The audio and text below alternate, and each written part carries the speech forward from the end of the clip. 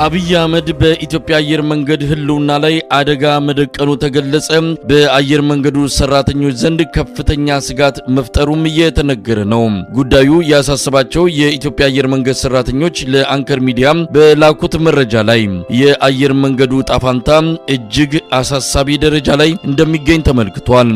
አብይ አህመድ በአየር መንገዱ ማናጅመንት ላይ እየፈጠረ ያለው ጫናና ተከታታይ ጣልቃ ገብነት በአብዛኛው የማናጅመንት አባላትና በሰራተኞች በኩል ስጋት የፈጠረ ሲሆን ይህ ጫናና ጣልቃ ገብነት በዚሁ ከቀጠለ አየር መንገዱ የመፍረስ አደጋ ሊገጥመው እንደሚችል ነው ሰራተኞቹ በስጋት እየገለጹ ያሉት። ከቅርብ ጊዜ ወዲህ አብይ አህመድ ዋና ስራ አስፈጻሚውን አቶ መስፍን ጣሰውን ያላሳተፈ በዘር መስመር የተመረጡ የአየር መንገዱን ማናጅመንት አባላት ለብቻ እየሰበሰበ ከፍተኛ መጠን ያለው ዶላር ገቢ እንዲያደርጉ እየጠየቃቸው መሆኑ ተመልክቷል። ባልተለመደ አሰራር የሀገሪቱ መሪ እንዲህ አይነት ጥያቄ ማቅረቡ ያሳሰባቸው የአየር መንገዱ የሥራ አመራር አባላት የተጠየቁትን ገንዘብ ለማቅረብ ምን ማድረግ እንዳለባቸው ግራ ተጋብተው እንዳሉ ነው ለማወቅ የተቻለው።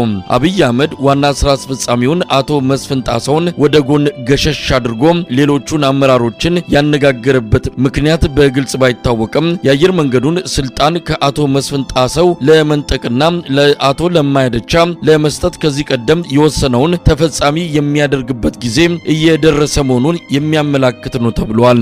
አብይ አህመድ ገንዘብ አምጡ በሚል የአየር መንገዱን አመራሮች እያስጨነቀ መሆኑ በየዕለቱ የአየር መንገዱ ስራዎች ውስጥ ጣልቃ መግባቱ እየጨመረ መምጣቱ የአየር ኃይል አዛዡን ሌተናል ጀነራል ይልማ መርዳሳን የአየር መንገዱ የቦርድ ሰብሳቢ እንዲሆን ማድረጉና ሌሎች ጉዳዮች ተጨምረው አየር መንገዱ ለከፍተኛ አደጋ መዳረጉን ነው ሰራተኞቹ የሚገልጹት።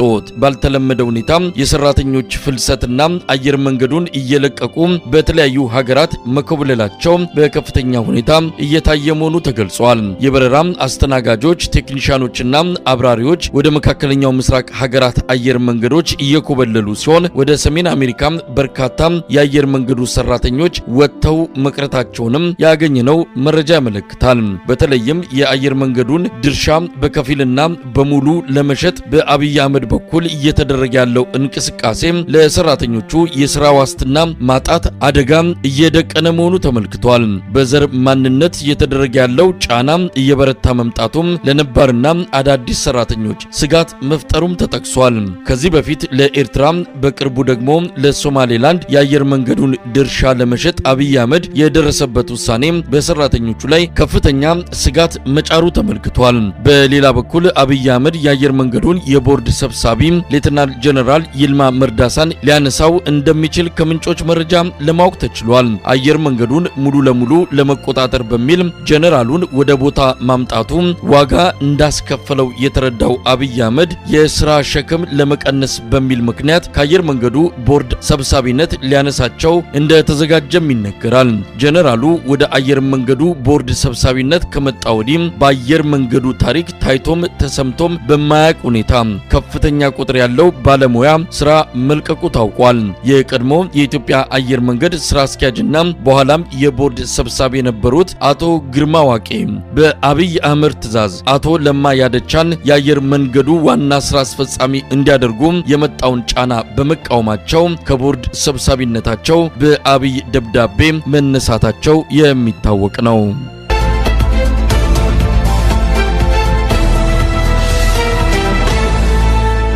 የብልጽግናው ኢትዮጵያ የተቃርኖ ሀገር ብልጽግና በስም እንኳን መጥራት የማይቻልባት በድህነት ገርጥታ በጉስቁልና ጎብጣ እያቃሰተች ባለች ሀገር ብልጽግና የሚባል የግዑዛን ስብስብ የመሰረቱት ፓርቲ በላዩ ላይ ተፈናጠዋል። ሰላም ደርቆባት ጦርነት ነክሶባት ህዝብ መከራ እየበላ የሰላም ሚኒስቴር በትከሻዋ ላይ ተጭኖባት ይገኛል። አፍ የሌለው አፈ ጉባኤ ትልቁን የሀገሪቱን የስልጣን አካል የሚመራባት ሀገርም ናት ኢትዮጵያ። አቅም ቢሶች የሞሉባት በራዕይ አልባዎች መዳፍ ላይ የወደቀች ሀገርም ኢትዮጵያ። ብልጽግና ጭንቅ ጥብብ ብሎታል። አንዱ ባለስልጣን ስለ ሰላምና ውይይት ያነሳል፣ ሌላኛው ጀነራል ጽንፈኞችን ደመሰስናቸው እያለ ይፎክራል። ከአዲስ አበባ የምን ድርድር የምን ከጽንፈኛ ጋር ቁጭ ብሎ ንግግር እያለም የብልጽግናው አመራር የማይክ አንገት አንቆ ይናገራል። ከጎንደር ባለ 4 ኮከቡ ጀነራል መድረክ ላይ ወጣና እስቲ እንመካከር እንነጋገር ሲል ይማጸናል። የአማራ ክልልን ተቆጣጥረ ተቆጣጥረናል፣ ከእጃችን የወጣ ስንዝር መሬት የለም የሚለው የብልጽግናው መንደር ቀረርቶ ከጆሮአችን ጓዳ ሳይጠፋ ሁሉ ነገር ተበላሽቷል፣ መቆም መቀመጥ ቅንጦት ሆኖብናል የሚለው ምሬት ተከታትሎም ይሰማል። ግራ የገባው ሆኗል የብልጽግናው መንደር ነገር። ምቱ ዜማውን እየቀያየረው መሆኑን የኢትዮጵያ ሕዝብ እየታዘበ ነው። የፋኖ አርጩሜ የብልጽግናው መንደር ቅኝት ከፍና ዝቅ ማድረጉን አሁን መደበቅ ከማይቻልበት ጊዜ ላይ ተደርሷል። ወገብ ዛላው ሲመታ የድርድርና የሰላም ከበሮ መደለቅ ትንሽ ፋታ ሲገኝ በእብሪትና ትዕቢት ተወጥሮ አካኪ ዘራፍ ማለት የብልጽግናው መንደር ወቅታዊ ቁመና ሆኗል። እርግጥም ሰዎቹ የማይጨበጡ ለንግግርም ለድርድርም የማይመቹ የሀገር እርግማኖች የህዝብ ጠላቶች እንደሆኑ ከምንም በላይ ማረጋገጫ ሆኖ የሚቀርብ ጉዳይ ነው። ጎንደር ላይ ብርጋዴር ጀነራሉ እንደ አልቡርሃን እንደ አልሲሲ ወታደራዊ መንግስት ኢትዮጵያ ላይ እናሰፍናለን፣ እናንተንም ከበን እንፈጃቸዋለን እያለ ሲያስፈራራ፣ ባህር ዳር ላይ ጀነራል አበባው ታደሰ እኔም ፋኖ ነኝ ሲል ለስላሳው መንገድ መርጦ ይናገራል።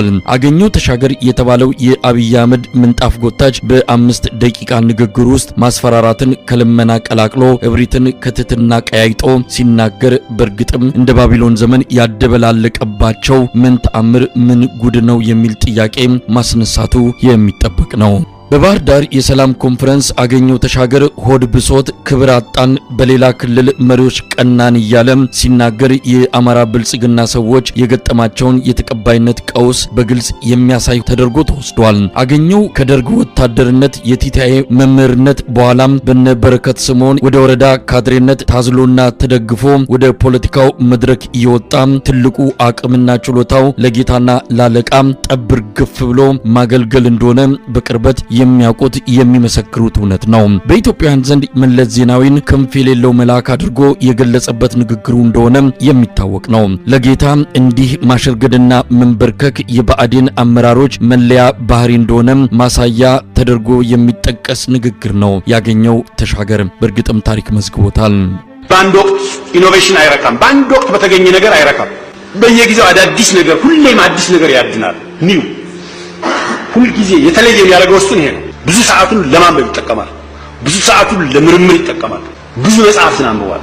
አጠቃላይ የህብረተሰብ ለውጥ ነው የሚታየው። መለስ በትንሽ ስራ በትንሽ ለውጦች የሚኩራራ መሪ አይደለም። ከሱ የምንማረው ወሳኝ ነገር ይሄ ነው። መለስ በመንግስታዊ ስልጣን ላይ የነበረው እይታ በጣም ሳይንሳዊና ተራማጅ ነበር። ስቴት ካፕቸር የመንግስትን ስልጣን ለግል ጥቅምና ለራስ ጥቅም መኖሪያ ማድረግ ብለን አሁን በቅርቡ 2008 2009 የገመገምነው ግምገማ መለስ ፎርካስት አድርጎ የጻፈው። አገኘው ተሻገር ጌታ ቀየረ እንጂ እሱ አልተለወጠም። ለመለስ ዜናዊ የሳሎን ባሪያ ሆኖ ኖሯል። ለህወሓት አገልጋይ ሆኖ አማራን ሲያስበላ ከርሟል። ጌታ ቀይሮ ደግሞ ለአብይ አህመድ ምንጣፍ ጎታች ሆኖ የአገልጋይነት ሚናውን ቀጥሎበታል። ባገኘው ተሻገር መዝገበ ቃላት መሪነት ፍቺው አሽከር መሆን ማሸርገድና የገዛ ህዝብን አሳልፎ መስጠት ቢሆን እንጂ ለምን መሪ ሆኜ አልተከበርኩም ብሎ በምሬት መንተክተክ ትርጉም የሚኖረው ባልሆነ ነበር።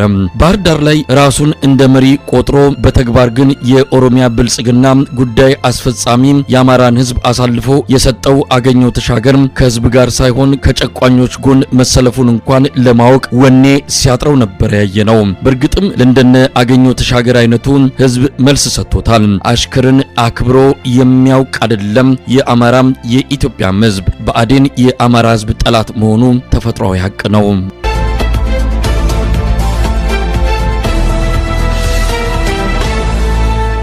በአማራ ክልል ፋኖች በተቆጣጠሩባቸው አካባቢዎች የተለያዩ አገልግሎቶች እንዲቋረጡ እየተደረጉ መሆናቸው ተገለጸ። በሰሜን ሸዋ በመንዝላሎ፣ ግሼ ራቤል፣ አንጾኪያ፣ ገምዛና ቀወት አካባቢዎች በተለይ የባንክ አገልግሎቶች በሙሉ ተቋርጠዋል። አገልግሎቶቹ የተቋረጡት ድንገተኛ ትዕዛዝ ከመንግስት አካል ከደረሳቸው በኋላ መሆኑን አመልክቷል። አንከር ሚዲያ አካባቢዎቹን የተቆጣጠረው የአማራ ፋኖ የሸዋ ጠቅላይ ግዛት እዝ አመራርን አነጋግሮ እንዳረጋገጠው የባንክ የውሃና ሌሎች አገልግሎቶች ከተቋረጡ በርካታ ቀናት አልፈዋል። ሰሞኑን በአንጾኪያ ገምዛ ብርቱ ውጊያ መደረጉን የሚገልጸው የአማራ ፋኖ ሸዋ ጠቅላይ ግዛት እዝ ቃል አቀባይ ፋኖ ሻለቃ አበበ ሙላቱ ያገዛዙ የበቀል እርምጃ ህዝቡ ላይ በሰፊው እየተፈጸመ ነው።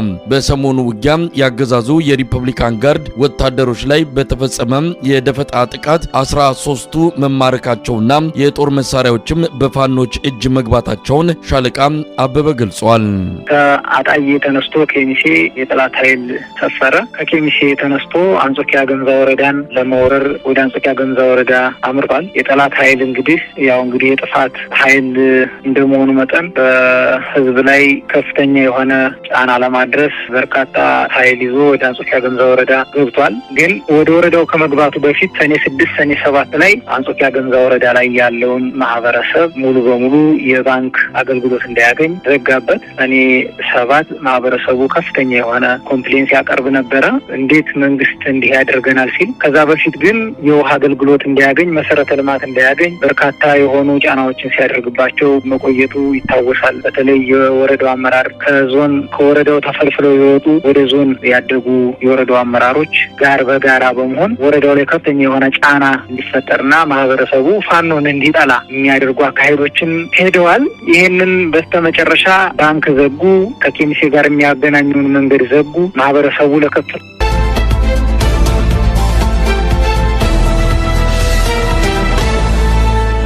በምዕራብ ጎጃም እጅጋ በአብይ አህመድ የጦር ሹማምንቶች የተጠራ ስብሰባ በሞርታር ጥቃት ተበተነ። ስብሰባውን ይመሩ የነበሩት ጀነራል መኮንን አጃቢዎቻቸውን ይዘው ተሰብሳቢውን ጥለው መፈርጠጣቸውን ያገኘነው መረጃ ያመለክታል። ባለፈው እሁድ በጅጋ 11 የባንክ ሰራተኞችን ጨምሮ 25 ሰላማዊ ዜጎችን በጥይት